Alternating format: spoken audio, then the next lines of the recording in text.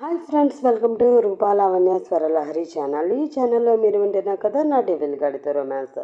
ఈ స్టోరీలో ఈ భాగం చూసే ముందుగా ప్రీవియస్ పార్ట్స్ ఎవరైనా మిస్ చేసి ఉంటే ముందు అవి చూడండి ఫ్రెండ్స్. అలాగే ఫస్ట్ టైం నా ఛానల్ చూస్తున్న వాళ్ళు ప్లీజ్ లైక్ చేసి షేర్ చేసి సబ్స్క్రైబ్ చేసుకుని మీ సపోర్ట్ ఛానల్కి అందించండి. ఇంకా లేట్ చేయకుండా స్టోరీలోకి వెళ్ళిపోదాం. అన్నయ్య, ఏమైంది? ఎయిర్పోర్ట్లోకి ఎంటర్ అవుతూ చెక్ ఇన్ అవుతూ ఉంటే అడుగుతుంది రియా. కార్తీక్ ఒకసారి రియా వైపు చూసి, ఫ్లైట్లో చెప్తాను, మనకి ఎక్కువ టైం లేదు రియా, పద అంటూ ఫాస్ట్గా వెళ్తుంటే వెనకే రియా కూడా అతని వేగాన్ని అందుకోవడానికి ఆల్మోస్ట్ పరిగెత్తుతూ వెళుతుంది. కాసేపట్లోనే ఇద్దరు ఫ్లైట్లో ఉంటారు. టేకాఫ్ అయ్యాక కూడా రియా అలా కార్తీక్ వైపు చూస్తుంటుంది. కారణం, అతనికి కూడా చివరి నిమిషం వరకు అజిత్ తన పెళ్లి విషయంలో వాళ్ళు తీసుకున్న నిర్ణయం చెప్పలేదు అనే కోపంతో. కార్తీక్ తనతో ఆ రోజు నుండి మాట్లాడడం లేదు. అతనే కాదు, రియా వాళ్ళ అమ్మ నాన్న కూడా మాట్లాడకపోయేసరికి ఎన్ని రోజులు చాలా బాధగా ఫీల్ అవుతూ ఉంటుంది రియా. ఇప్పుడు తన అన్న సడన్గా కాల్ చేసి ఉన్న పళంగా తనతో ముంబై రావాలని అడగంగానే ఇంకేం ఆలోచించకుండా సరే అని వచ్చేస్తుంది.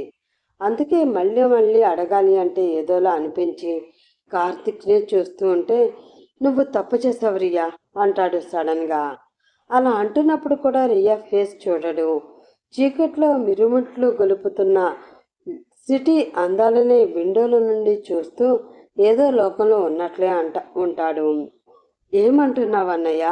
కొంచెం టెన్షన్ పడుతూ అడుగుతుంది. అవునరా, నువ్వే కాదు, మన అజిత్ కూడా ఆ మాయామాయలో పడిపోయాడు. అసలు చెప్పాలంటే ఆ అమ్మాయి పేరు మాయానే కాదు అనగానే రియా షాక్ అవుతుంది. ఏంటి, మాయ పేరు మాయా కాదా? అవునరా, తన పేరు సమయ. ముంబై తనది. అజిత్ మీద పగతో వచ్చి చంపాలని ట్రై చేస్తుంది. అసలు ఆ రోజు పెళ్లిలో కూడా చంపాలనే వచ్చింది. కానీ అజిత్ నువ్వు చేసిన పిచ్చి పని వల్ల ఇప్పుడు పాము లాంటి పిల్లని తనతో ఇన్ని రోజులు పక్కనే పెట్టుకున్నాడు మన అజిత్. లక్కీగా ఇప్పటి వరకు ఏం జరగలేదు, కానీ ఇకపై ఏం జరుగుతుందో మనం ఊహించలేంరా అని ఒక్క క్షణం గ్యాప్ ఇచ్చి, మన అజిత్ పై అటాక్ జరిగిందని నీకు తెలుసా అంటూ రియాని చూస్తే అప్పటికే కార్తిక్ చెప్తున్నవి వింటూ కళ్ళల్లో నుండి నీళ్లు జలజల కారిపోతూ ఉంటాయి రియాకి. మళ్ళీ లాస్ట్లో అటాక్గా అనగానే, అటాకా? గుండె మీద చేయి వేసుకుని భయంగా అడుగుతుంది. అవును అంటూ తను తెలుసుకున్నది అంతా చెప్పి చివరికి వాళ్ళు మళ్ళీ ఈరోజు స్టేషన్ నుంచి తప్పించుకున్నారు అని కూడా చెప్పి రియాకి చిన్న సైజు బాంబ్ వేస్తాడు.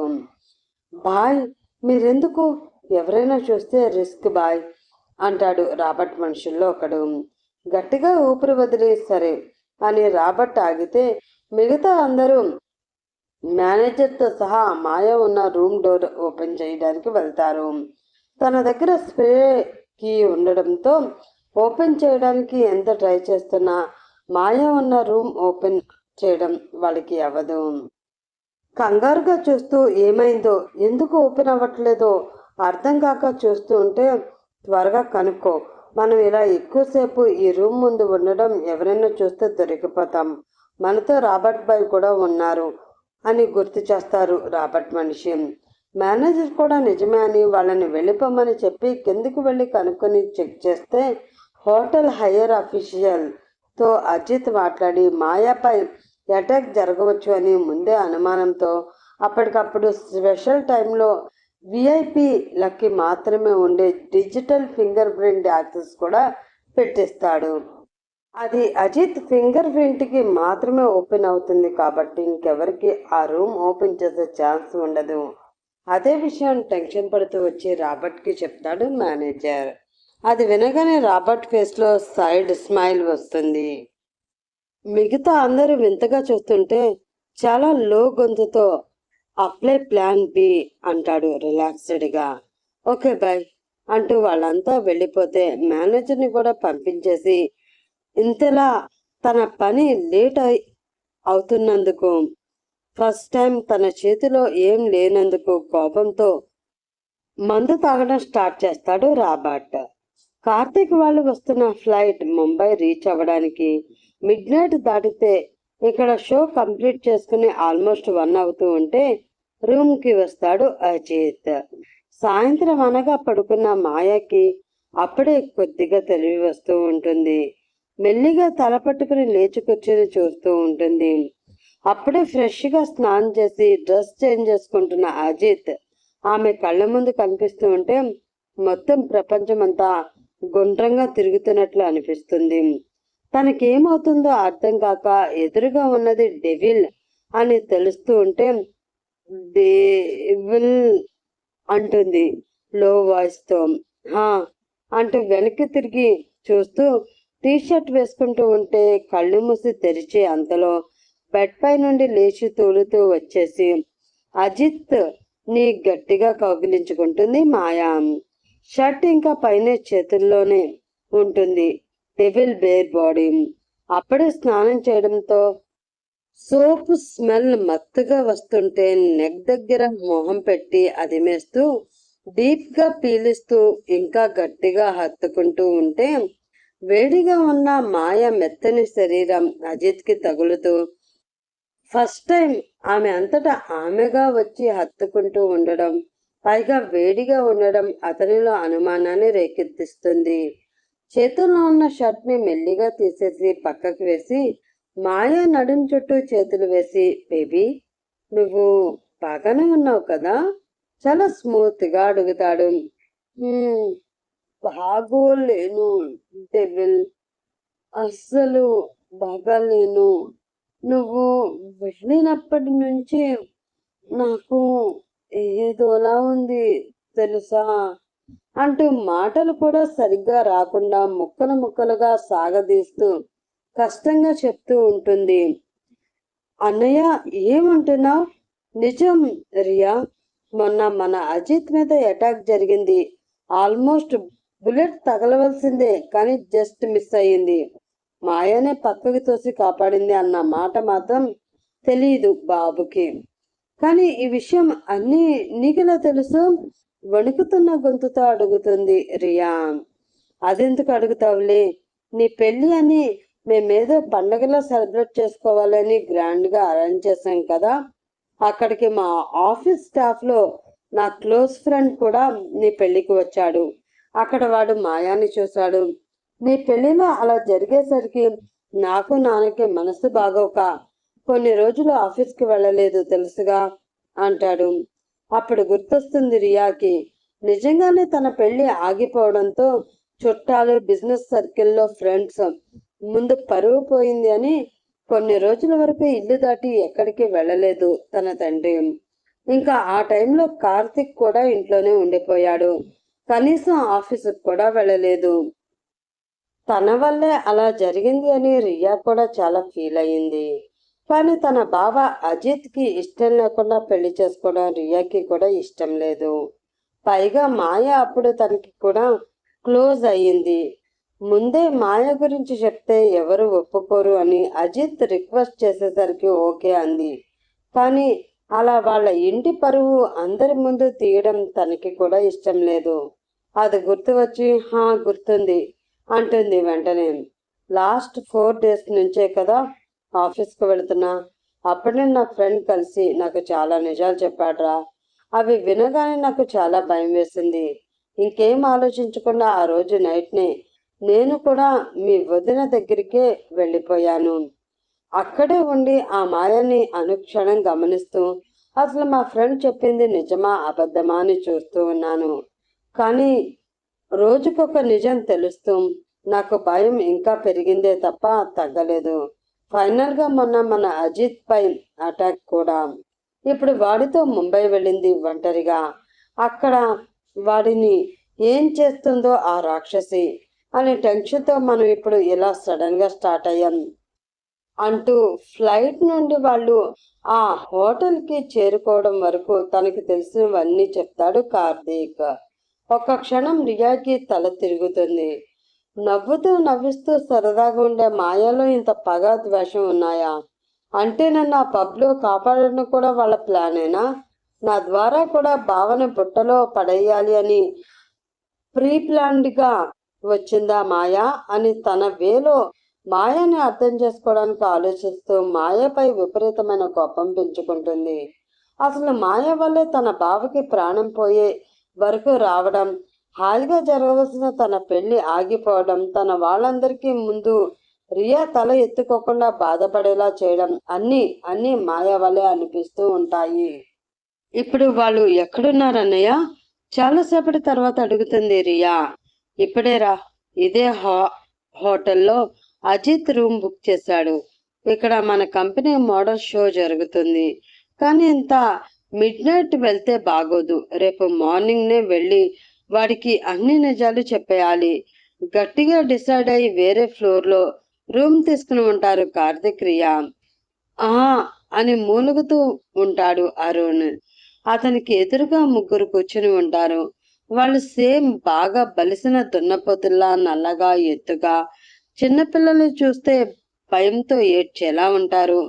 చిన్నగా చెంపలపై తడుతూ రేయ్ లేవరా, లే అని లేపుతూ మొహాన్న నీళ్లు కొడుతూ ఉంటారు రాబర్ట్ మనుషులు. అరుణ్కి పూర్తిగా స్పృహలోకి వచ్చేసరికి ఆల్మోస్ట్ 2 గంటలు పడుతుంది. సీన్ అక్కడికి కట్ చేస్తే భయంతో అదిరిపడుతూ ఎదురుగా ఉన్న రాబర్ట్నే చూస్తూ ఉంటాడు అరుణ్. చెప్పింది అర్థమైందా? బేస్ వాయిస్ లో సిగరెట్ తాగుతూ పొగ అరుణ్ ఫేస్ పైకి వదులుతూ కన్నింగ్ స్మైల్ తో అడుగుతాడు రాబర్ట్. బాయ్, ప్లీజ్ బాయ్, వదిలేయండి. నేను మా ఫ్యామిలీ మీకెవ్వరికి కనిపించినంత దూరంగా వెళ్ళిపోతాం బాయ్ అని ప్రతిమలాడుతూ గట్టిగా ఏడుస్తూ బెడ్ పై కూర్చుని క్రాస్ లెగ్స్ వేసుకుని తననే సాడిస్టిక్ స్మైల్ తో చూస్తున్న రాబర్ట్ కాళ్ళు పట్టుకుని అడుగుతూ ఉంటాడు అరుణ్. చుప్ సాలే, నీకు చెప్పింది చెప్పినట్లు చెయ్యి. కనీసం నీ చెల్లి అయినా బ్రతికి ఉంటుంది. లేదంటే నిన్ను నీ చెల్లినే కాదు, నువ్వు తెలిసి పరిచయం ఉన్న ప్రతి వాడిని అరపూటలో లేపేస్తారు నా మనుషులు.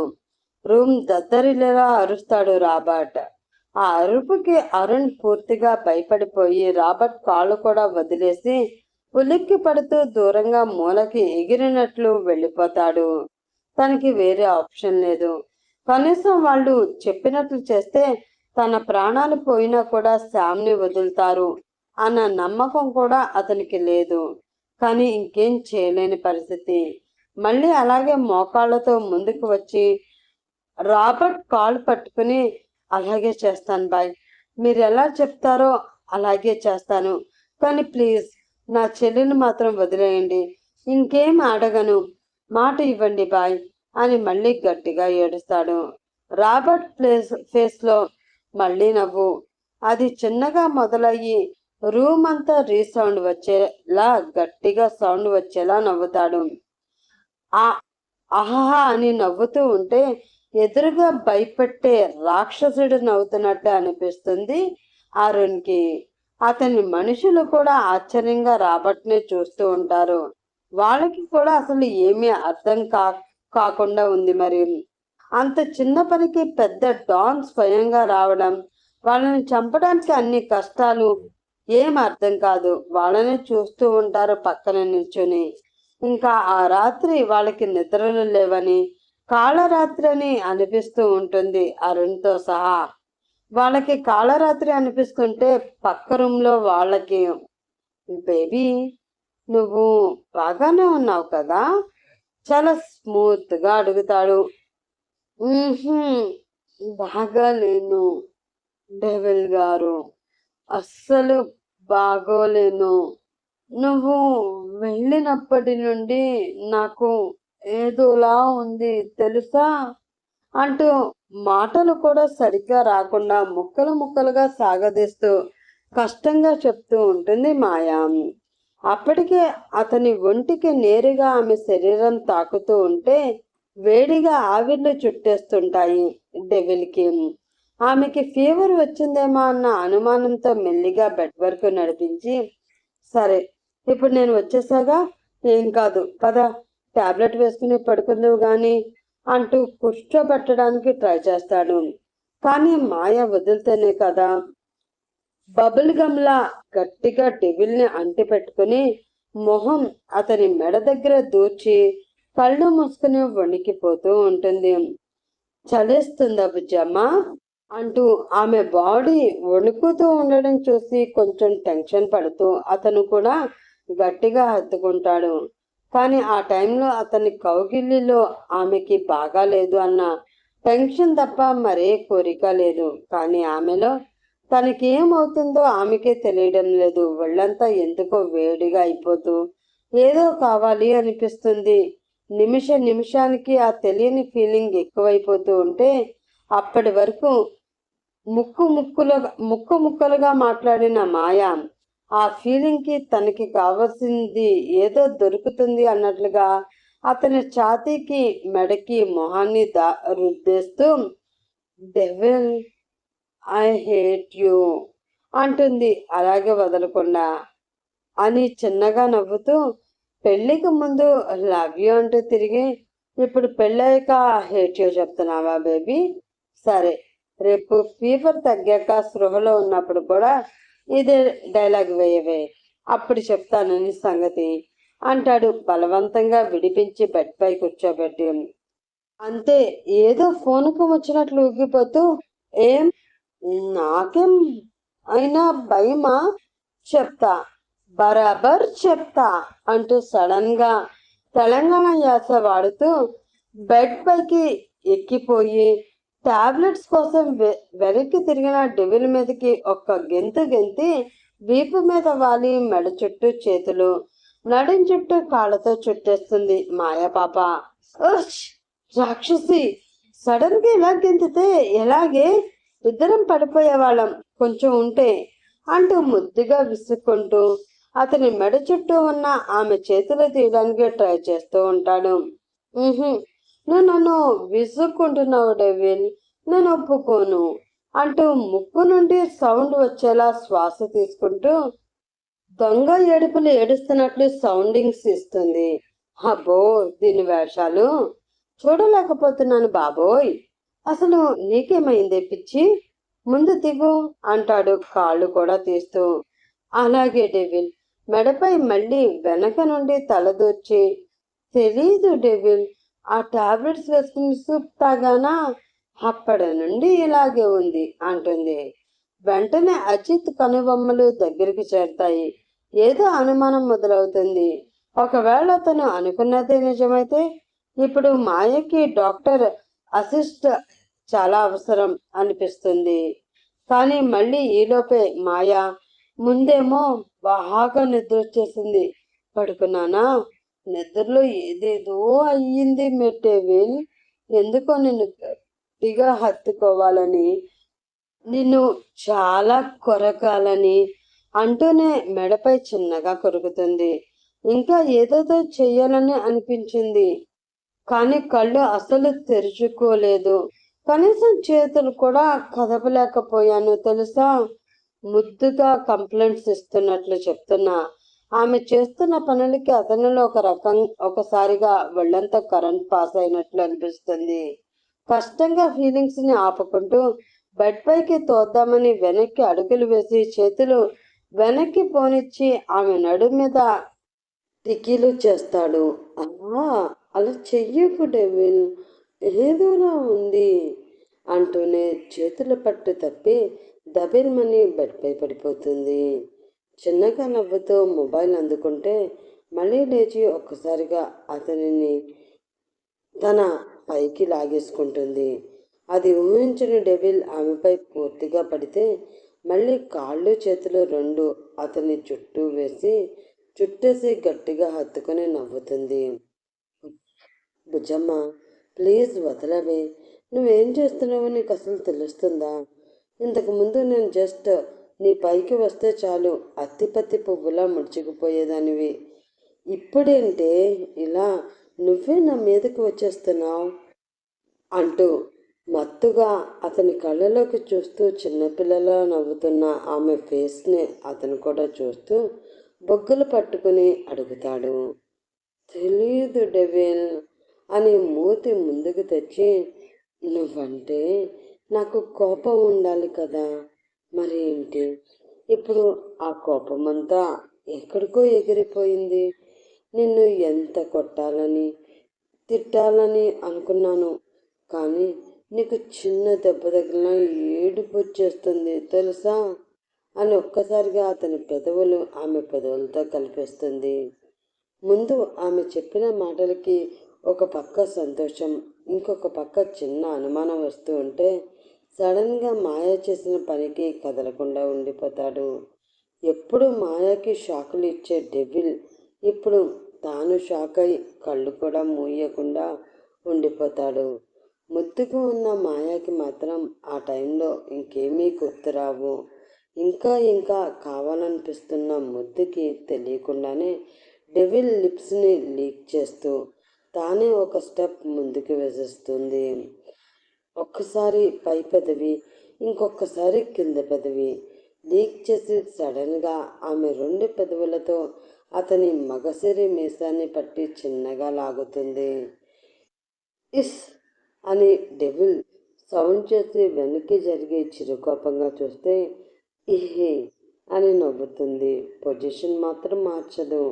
అప్పటి వరకు ఎలాగోలాగా తనలో రేగుతున్న కోరికల్ని కష్టంగా ఆపుతున్న అజిత్ అలా డైరెక్ట్గా ఆమె మెత్తన శరీరం అతని షర్ట్లెస్ బాడీకి గట్టిగా తగులుతూ అతనిలో వేడిని రగిలిస్తూ ఉంటే మాయని పిచ్చి పిచ్చిగా తిట్టుకుంటూ కష్టంగా బలమంతా వాడి విడిపించుకుంటుంటాడు. డెవిల్ కమ్ అని మూత ముద్దగా ముందుకు తెచ్చి రెండు చేతులు దూరం చాపి చిన్నపిల్లల అరచేతి వేళ్ళు ముందుకి వెనక్కి కదుపుతూ పిలుస్తుంది రమ్మని.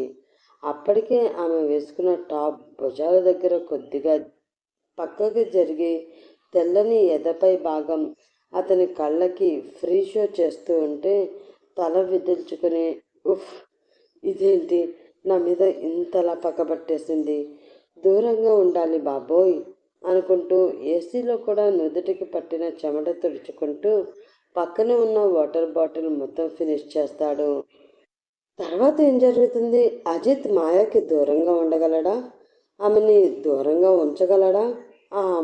ఆ అల్లరి తట్టుకుని అతనికి దూరంగా ఉండడం కొంచెం కష్టంగానే అనిపిస్తుంది. మరి ఏం జరుగుతుందో ఏంటో తెలుసుకోవాలంటే నెక్స్ట్ పార్ట్ కోసం వెయిట్ చేస్తూ ఉండండి ఫ్రెండ్స్. అలాగే ఈ పార్ట్ మీకు నచ్చితే ప్లీజ్ లైక్ చేసి షేర్ చేసి సబ్స్క్రైబ్ చేసుకుని మీ సపోర్ట్ ఛానల్కి అందించండి. నెక్స్ట్ ఎపిసోడ్లో మళ్ళీ మీ ముందుకు వచ్చేస్తాను. అప్పటి వరకు బాయ్ ఫ్రెండ్స్.